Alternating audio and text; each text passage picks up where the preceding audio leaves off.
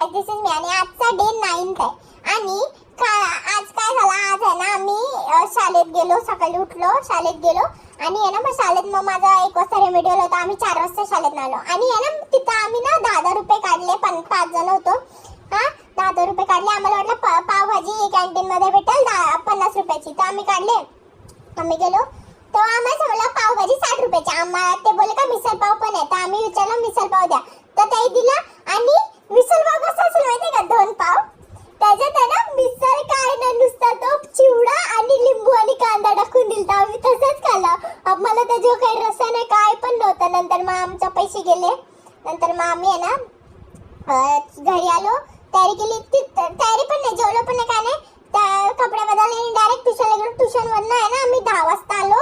10 वाजता आलो, मग काय नाही झालं. आता मी ब्लॉग काढते आणि नंतर मग आहे ना